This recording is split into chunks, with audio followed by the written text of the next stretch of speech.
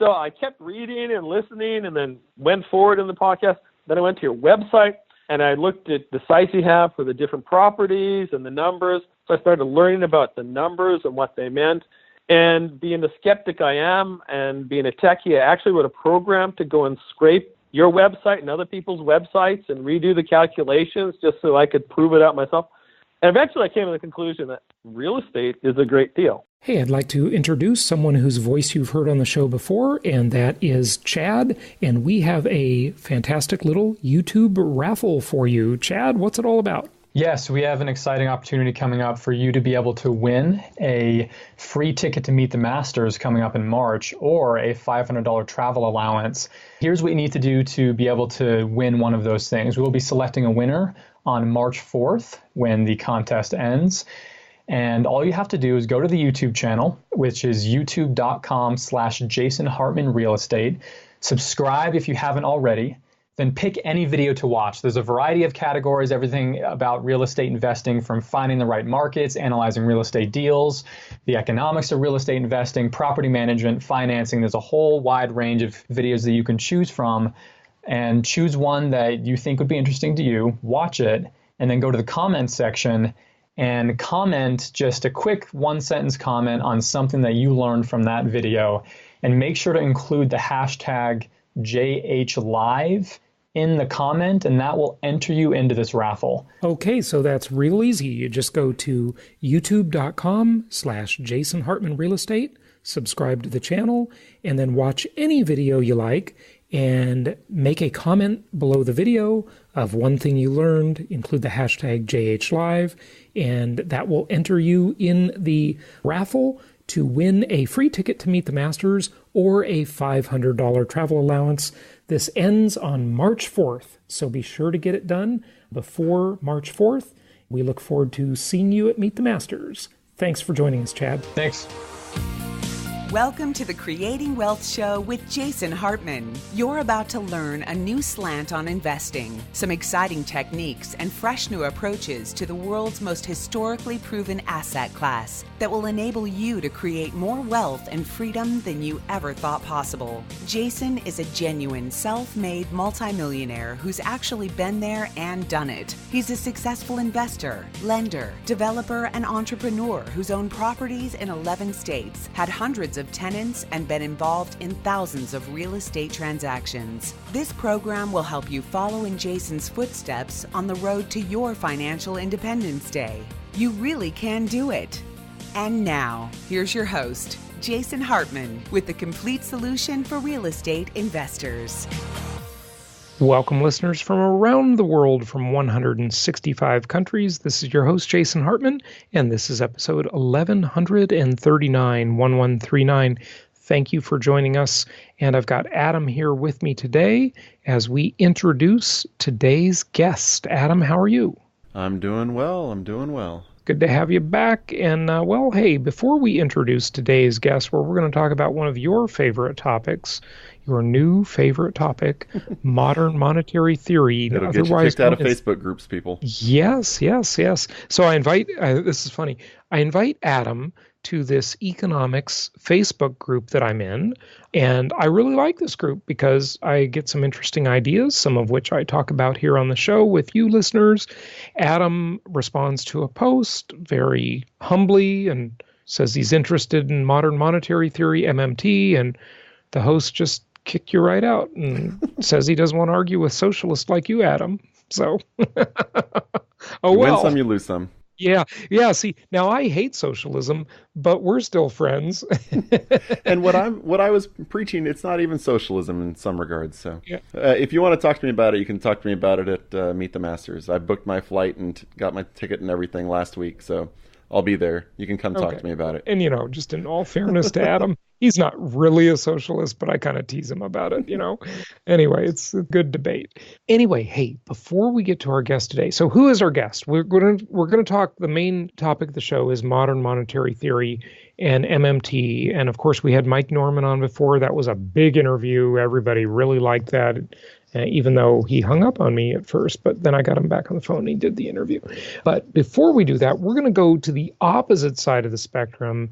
And I got to tell you, Adam, I just read a New York Times article about George Gilder from 2003, and I think you read the same article because I passed it off to you. Mm-hmm. And he is so fascinating. Now, I'm super excited about having him as one of our keynote speakers at Meet the Masters. Not enough of you listening understand how significant of a thought leader George Gilder is. I don't want to say was. Maybe it's fair to say he's kind of past the peak of his career. I mean, he's in his 70s now, but he's a big deal. When I first met him on a Forbes investor cruise going through Scandinavia and Russia on Crystal Cruise Lines, that must have been about 19, 20 years ago. And I mean, he was the most revered guy. How many newsletter subscribers did he have, Adam? I think it was like 110,000, right? Yeah, from what I saw, it peaked at around 110,000. Yeah. And I want you folks, a mere 110,000 newsletter subscribers, right? So he had a huge newsletter following. And I think his newsletter back then was like $390 a year. So folks, do the math on that one and understand what a big deal George Gilder was. I believe he's written 32 books. The most famous of his books, Wealth and Poverty, published in the 80s, was one of Ronald Reagan's favorite books, I believe, right? Yes. Apparently he's one of the most quoted people that Reagan ever had. Like Reagan quoted him the most of anybody alive. Yeah, amazing. And he was a speechwriter for Nixon and who else? For Nelson Rockefeller and George Romney. Wow.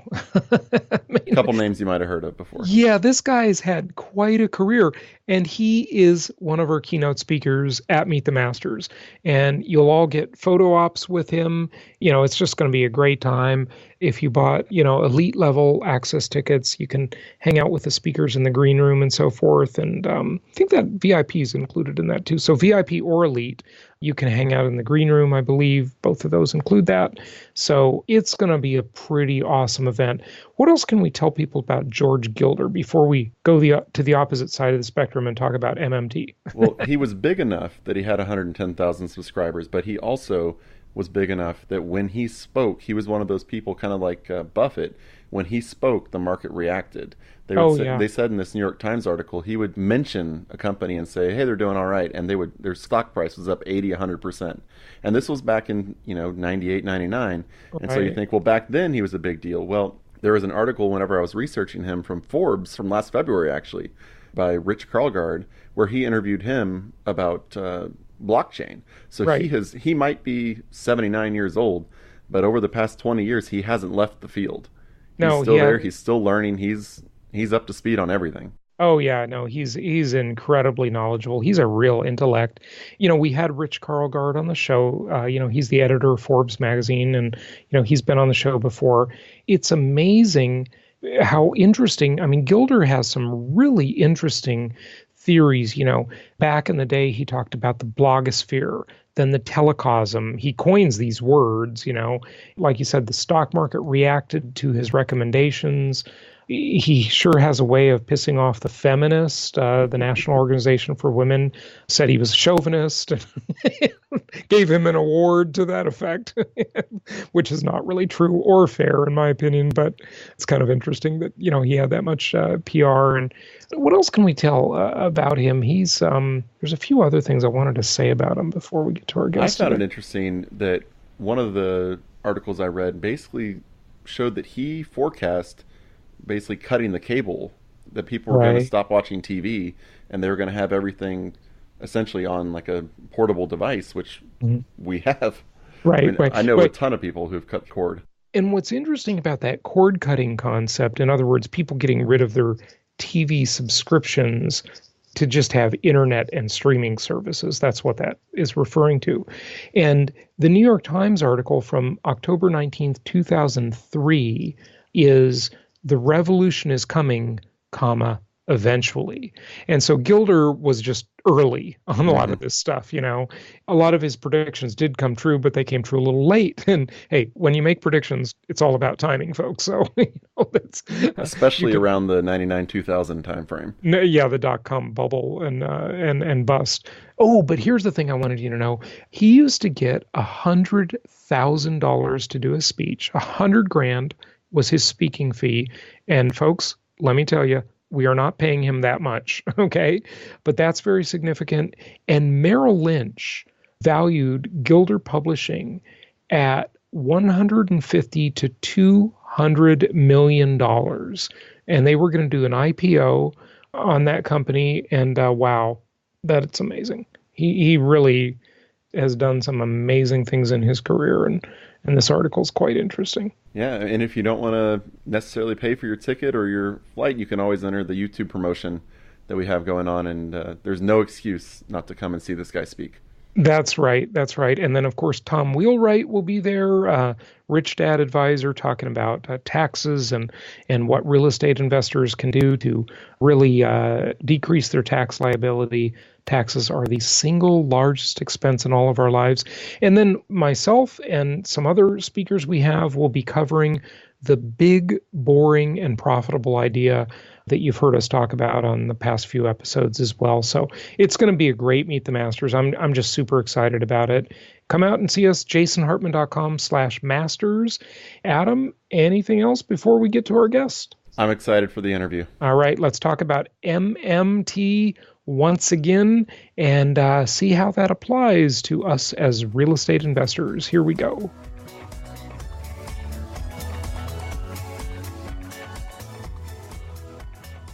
It's my pleasure to welcome Dr. Randy Wray. He is a senior scholar at the Levy Economics Institute of Bard College, past president of the Association for Institutionalist Thought, and the author of several books, including his latest, Why Minsky Matters, an Introduction to a Maverick Economist, Modern Monetary Theory, a primer on macroeconomics for sovereign monetary systems, and Understanding Modern Money, the Key to Full Employment and Price Stability.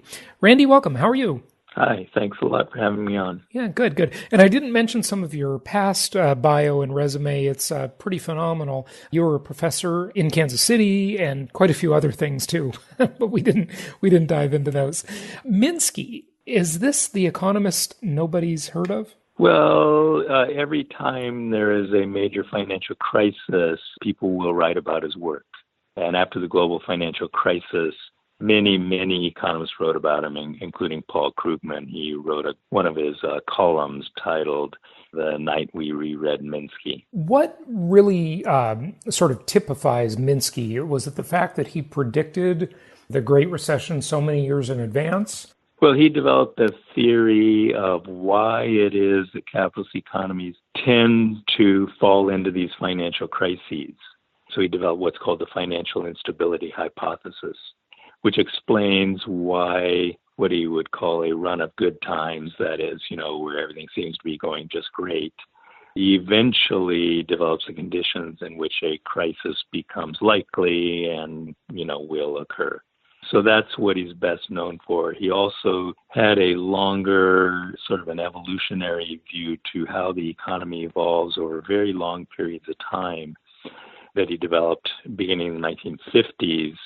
And that's why I could say that even back in the 50s, he foresaw the global financial crisis of 2007, in the sense that he explained how the capitalist economy was going to evolve over the whole post-war period from a very robust financial system in which a deep crisis really was virtually impossible to the point where it became essentially inevitable. Mm-hmm. When Minsky talked about those cycles of, why things seem to be going well, and then it sets up all the problems that we'll be facing, a few years later, how is that different from the business cycle that the Austrian economists would talk about? First, this sort of a long-term trend, but even his financial instability hypothesis were not simply a theory of a business cycle. It was a theory of the transformation of the financial system itself.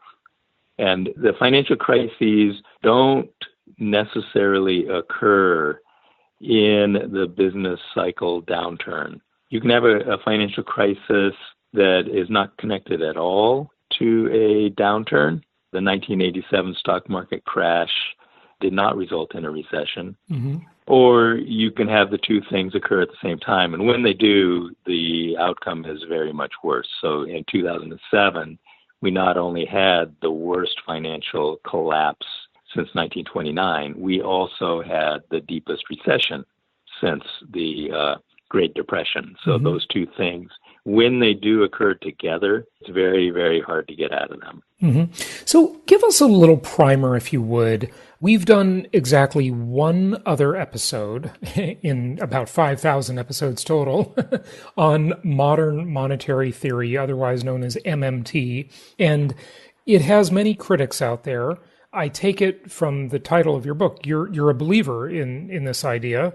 Everybody thinks different things. Some like Hayek, some like Keynes, whatever, right? What is MMT and why is it a good theory? Well, there are, let's say, two aspects or two levels of argument in MMT. So the first level is describing the way things actually work. And the second level is policy proposals. And at the first level, what we wanted to do was to explain how the monetary system actually works, and especially focusing on the most misunderstood part of the monetary system, which is the role that the government's money plays in the financial system. And so that then leads to describing how fiscal policy and how monetary policy actually work. And believe it or not, economists really did not, and most of them still do not, have a good handle on how the government really spends. Mm-hmm. There is so much misunderstanding. So what we've tried to do over the past 25 years is to improve that understanding. And let me just say, for the most part, we are not claiming when we're doing this that we're doing something completely new. We have gone back through economic history and through the history of economic thought. And we've shown it's actually very, very easy to find, let's say, smart people in the past who have said exactly the same thing that we're saying today. It was unfortunately lost, I would say, from 1960 until the mid-90s when we tried to recover it. So a big part of what we're doing is recovering understanding that was even common in the past, and it was lost in the post-war period. Okay, so what is it though? Like, say that, like Keynesianism, right, is, the prime the pump idea, right? That, the government sometimes needs to pump money into the system to kind of get it going, right? What does MMT fundamentally say, like how things should work? Just the very broad strokes, the very kind of high level of what it is. And well, when you use the word should, we have now moved to the second agenda, which is the policy proposals, you see. Right. So the first is the description. And what I'm saying is that what we're arguing is something separate from the Keynesian idea of pump priming. What we are doing is explaining how government actually spends. And so let's go back to the period when Keynesian ideas were developing, right at the end of the World War II. During World War II, the U.S. government's budget deficit went to 25% of GDP. The deficit was 25% of GDP. Government spending was 50% of GDP. The government debt ratio coming out of World War II was 100% of GDP. Everybody at that time understood that there's nothing necessarily wrong with running a deficit. Everyone understood that a significant amount of government spending was sort of paid for by printing money. Mm-hmm. And everyone understood there is nothing wrong with this. Right. Beardsley Rummel, who was the president of the New York Fed, which is the most important branch of the Fed, of course, wrote a paper entitled "Taxes for Revenue Are Obsolete. We do not need taxes for revenue purposes." Well, I agree. We can just use inflation as the tax, right? Well, no, it's not inflationary, not necessarily inflationary. Okay. He said we do need taxes to serve other purposes, including fighting inflation. So he does list that as a reason to use taxes. But what he's saying is governments don't really spend tax revenue. Okay, they spend first, and then if they have increased demand too much, they tax away some of the demand. It's perfectly legitimate to argue that you need taxes to fight inflation, and that was his point. It's not legitimate to argue that government spending itself is constrained by your tax revenue. That's what he meant by saying it's obsolete. Right. In other words, so the government, just very simple, for World War II, right, to finance that huge project called World War II, the government can create money, they can print, in other words. That's okay, but I think the reason most people would say that's okay for a time is that it's temporary, right? They'll bring things back into line when the crisis ends.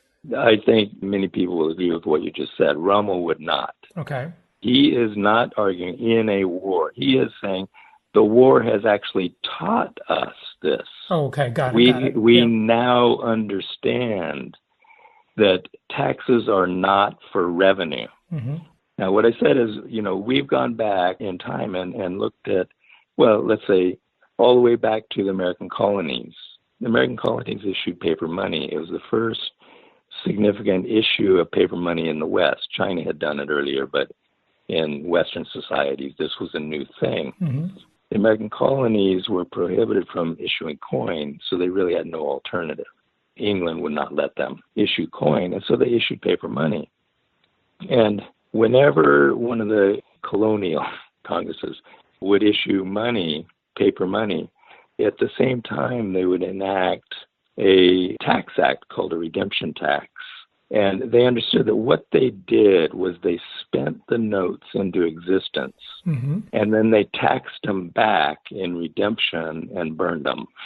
So what I'm saying is they understood the revenue is not to give you the money to spend.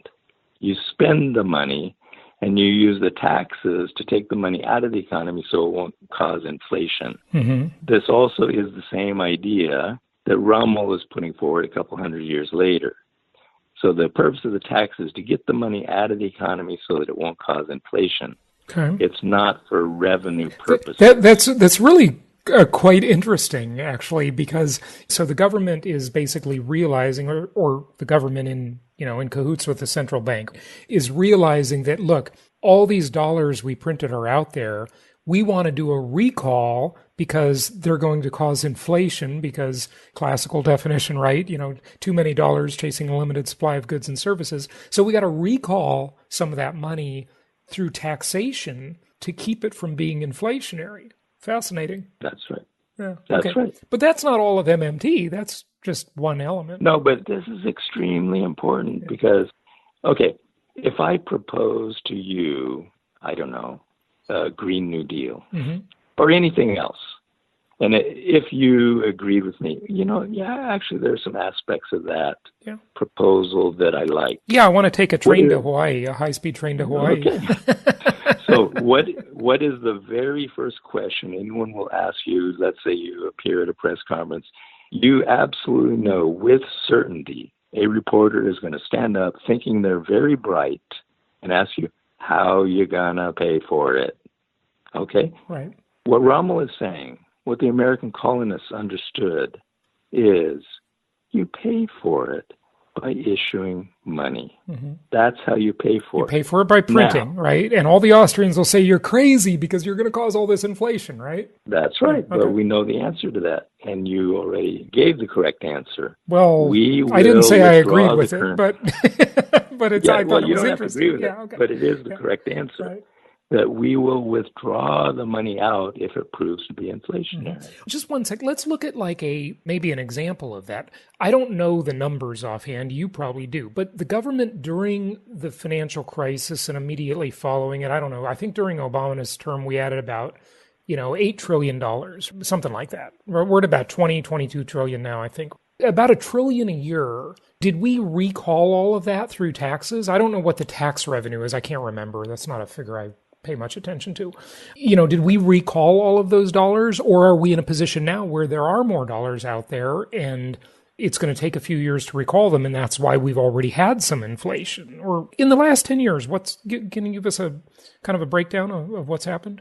At the peak of the crisis, the budget deficit did go to $1 trillion in a year, okay? Yep. And so that is the net addition of, we could say, government money to the economy. So that's net of the taxes that it got, because this is the deficit. So it spent, $3 trillion and got $2 trillion in taxes. There's $1 trillion left out there. Let me just add one footnote.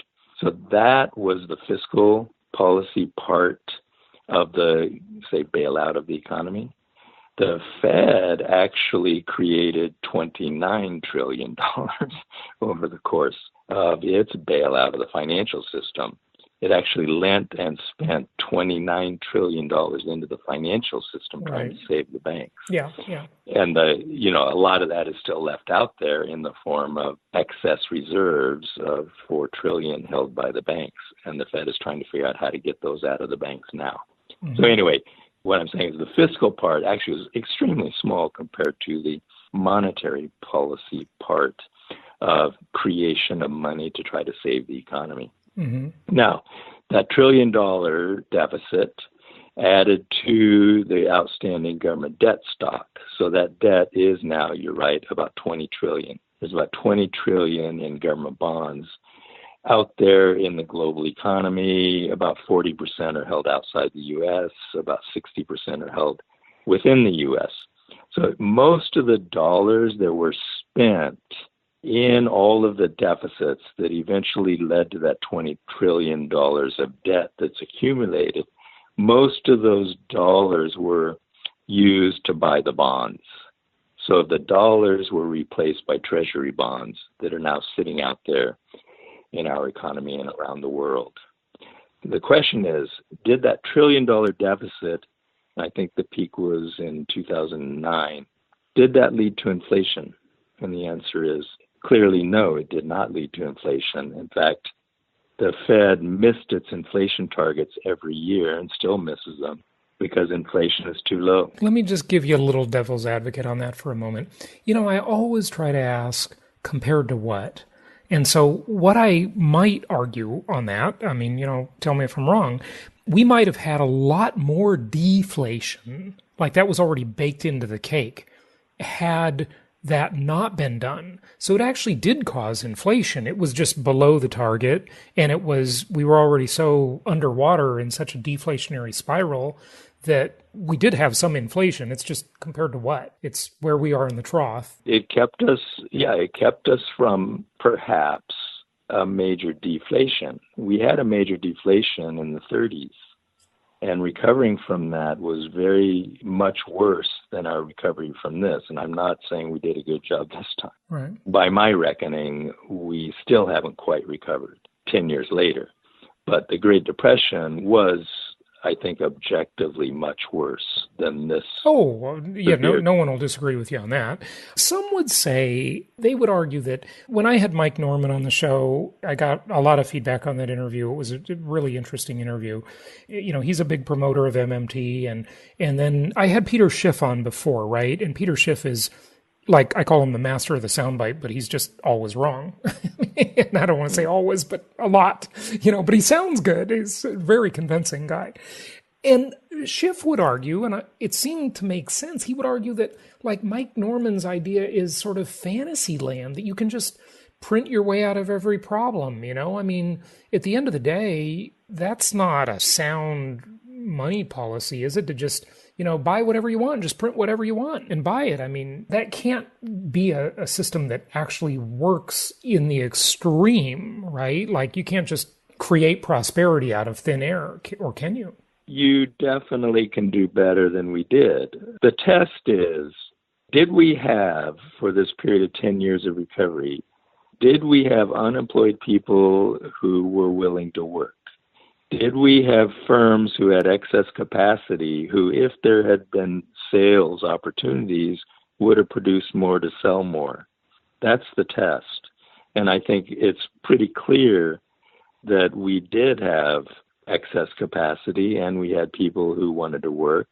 And we have gone 10 years with almost no private investment because demand has been so sluggish that they are not investing. Even when profits were very high, firms wouldn't invest because they can't see the sales. So I think the evidence is pretty clear that if we had spent more, we could have done better. Now, let's say that we're living in an economy that does not have much productive capacity, that is not very technologically advanced, that it doesn't have an educated workforce. Then I would agree with you. Trying to spend your way to prosperity is not necessarily going to work. If you don't have the real resources that can give you prosperity, spending more is not really going to help much, maybe over a very long period. In other words, the MMT philosophy doesn't work in Zimbabwe or even Venezuela, or, where you don't have a way to really pull society up by like a highly educated workforce that can create new technologies. Sounds like what you're saying. Spending alone won't do it. But, I'm not going to say anything about those particular economies because I don't know enough about them. Yeah. But let's say... Well, we know they have massive inflation. We do know that, right? Yeah, you can definitely get inflation by spending when you don't have the resources to buy. Okay. But let's go back to a country I do know, which is the United States in 1929. Yeah. In 1929, the U.S. was not a developed country. Maybe we were better off than Zimbabwe is now, today. But we were not a developed country. And then we had the Great Depression. So we weren't a developed country, and demand fell by about 50%. So output fell from a developing country standard to, absolute poverty and even starvation. And so what Roosevelt comes in, and they fumble around for a while, but then they settle on a New Deal. They put people to work. These people were not well educated. They did not have high skills. Yeah, but they didn't need to back then. They built infrastructure. I mean, that was needed at the time, right? Yeah, but can't Zimbabwe build infrastructure? Well, we took workers with very little skill, very little education. We built thousands of schools. We built thousands of airports. Sure. We built thousands of public buildings. And an interstate highway system. Don't forget that. And the biggest dam that had ever been built in the United States up to that point in time. Sure. We did all of that with a very backward country by spending more. But we weren't backward relative to the rest of the world. I mean, we were pretty much in the same... Yeah, we were. Really? We were. Okay. Now, there are parts of the country that were not, but I'm talking about the United States. Think about the projects that they did in Appalachia, in Tennessee. These were very, I don't want to sound like I'm biased against parts of the country, but objectively, these were not developed parts of the country. Sure. These were places that had no roads, but they're still no electricity. They're still not exactly the centers for culture and technology. I mean, but there's no Silicon Appalachia. Okay. Yeah, right? But relative to the developed countries in Europe, we had parts of our country that were more third world than they were. Yeah, and we did move a long way toward developing, and we became by far the richest, most developed country on earth at that time. Today, we're being left behind. Yeah. Yeah, I mean, there are a series of lucky things that America had, no question about it. We had 2 oceans to protect us from the war and all sorts of things that were very unique to America. And so we got to win the Industrial Revolution. But that's sort of another topic. What else do you want to say? I don't know what exact question to ask you right now. Well, that was the descriptive part. So the government is not constrained by finance. Okay, it can put constraints on itself if it wants to and say, but we got to balance the budget. That's a self-imposed constraint. The economy doesn't constrain the government that way. So we always can afford to put our resources to work. So that's the first step of MMT, understanding how you can use the financial system to put all of your resources to work. Yeah. The second part is the policy proposals. Okay. So what kinds of policies would make sense? And so the thing that MMT is most known for, the policy proposal, is a job guarantee. The job guarantee uses this understanding of how the monetary system works to answer the question, can we have full employment? Can we afford it? And how can we do it? So we've come up with the proposal for a job guarantee to ensure that all the labor resources get utilized. Mm-hmm. So that is a policy proposal. Okay, so one thing I do want to say, this is what I meant to say before, about the Great Depression, is that the difference, and I think it's a pretty significant one, is that when we had these make-work programs as part of the New Deal, people were actually doing work that created value in the economy for decades to come. Obviously, we're still getting that value today. But now we have this welfare state where we're paying people not to work. How did we ever get to millions and millions of young people on disability? Where'd all these fake disabled people come from? I mean, it's just everybody's just gaming the system. It's a scam.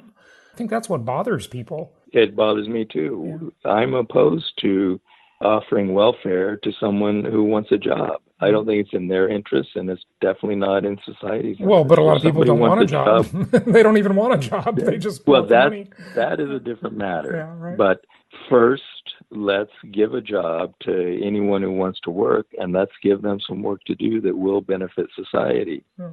And what we need now from a job guarantee is probably not Hoover Dam.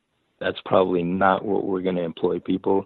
As you said, our technology is advanced. We don't build dams with manual labor anymore. We use huge machinery. So we got to find other things that are useful for people to do. Do you have an example? Do you have something in mind there? Part of it could be care for the environment. Part of it can be care for communities, and part of it can be care for people.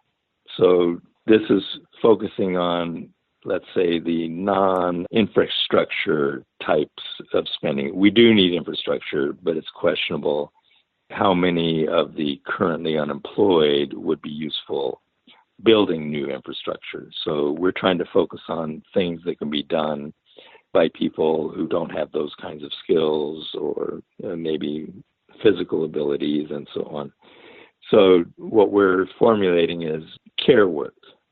This could range from, care for homebound senior citizens, care for children, care for the communities, environmental cleanup and retrofitting buildings, housing mainly. Yeah, okay, all right. That kind of job. Got it. Okay. Some of that was done by Roosevelt's New Deal too, planting trees. We need trees again. All right. It sounds pretty great. I mean, the government can just print money, create projects. Hopefully those projects are well managed and there's not a bunch of fraud like there is in Medicare and stuff like that.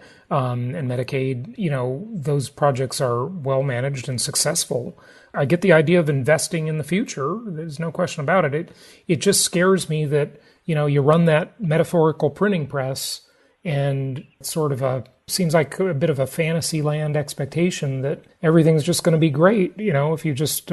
we don't have any fantasies. Yeah. And we would not have the federal government set up these programs and try to run them. Oh, okay. Well, tell us about that.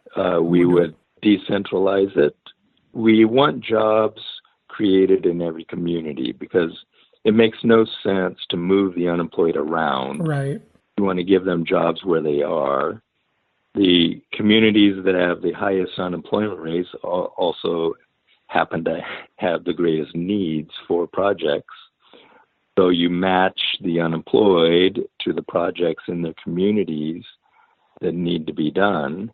You decentralize the project proposals so that community groups, possibly local government, possibly state government, would formulate most of the projects. I would prefer to have not-for-profit community groups do everything they can do to create as many jobs as they can usefully use and also as they can manage, and then see if we need a role for government to play. We might find out we actually don't even need the government to create any jobs. Okay, well, that sounds good. For me, that would be the last resort. Okay. Let the community organizers who know the needs of their communities and know where the unemployed people are and what their skills are, let them organize the projects, put forward proposals. They need to be approved.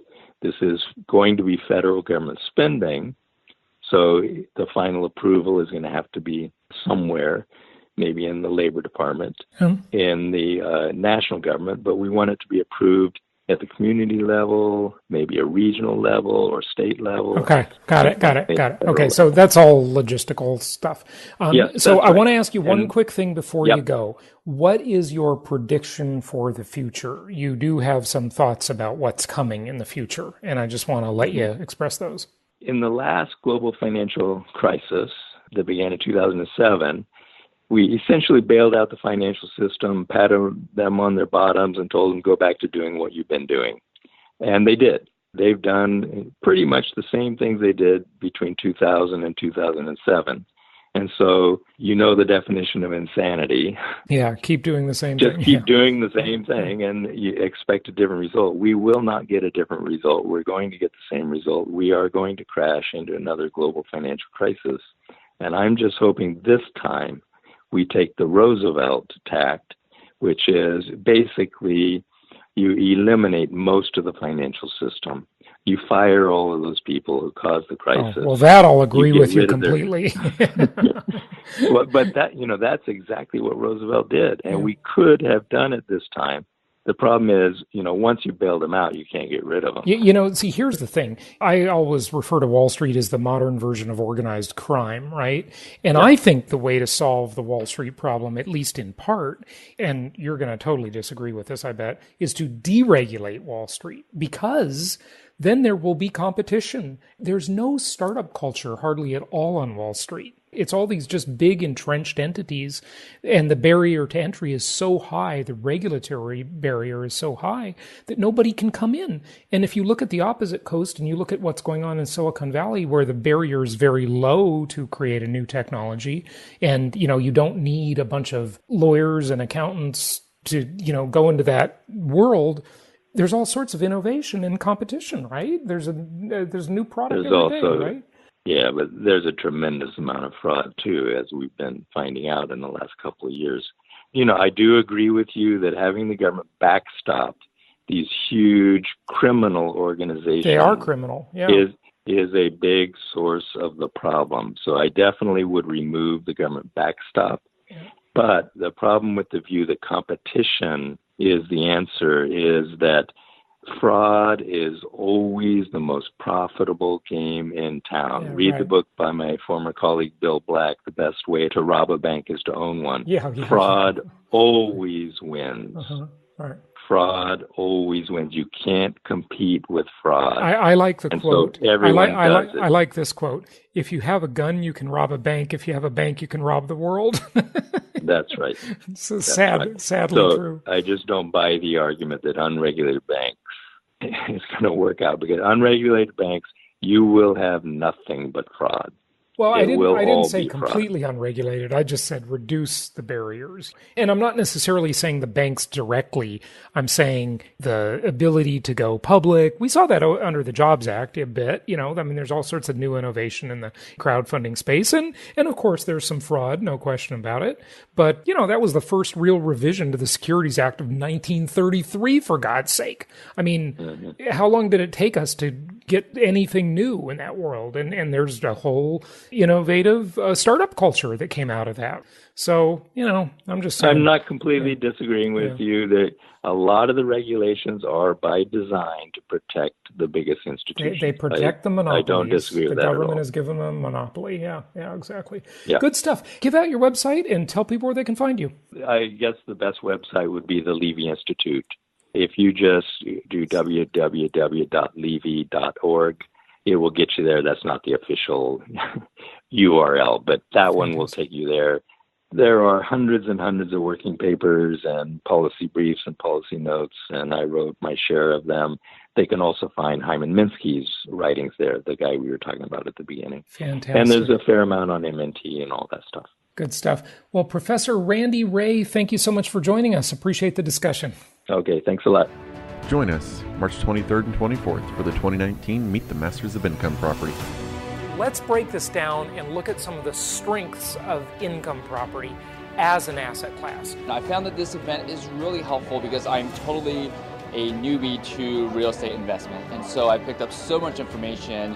One of the great things about it is that it's so fragmented, right? Embrace the fragmentation. I've actually been learning a lot about tax benefits to real estate, and I've been investing actually well over 10 years now, and I learned a lot of new things today. The other advantage of this weekend is networking. Meeting new property managers, meeting new area specialists, and seeing the product they have to offer. That changes year by year. Register now at jasonhartman.com/masters. Thank you so much for listening. Please be sure to subscribe so that you don't miss any episodes. Be sure to check out the show's specific website and our general website, hartmanmedia.com, for appropriate disclaimers and terms of service. Remember that guest opinions are their own, and if you require specific legal or tax advice or advice in any other specialized area, please consult an appropriate professional. And we also very much appreciate you reviewing the show. Please go to iTunes or Stitcher Radio or whatever platform you're using and write a review for the show. We would very much appreciate that. And be sure to make it official and subscribe so you do not miss any episodes. We look forward to seeing you on the next episode.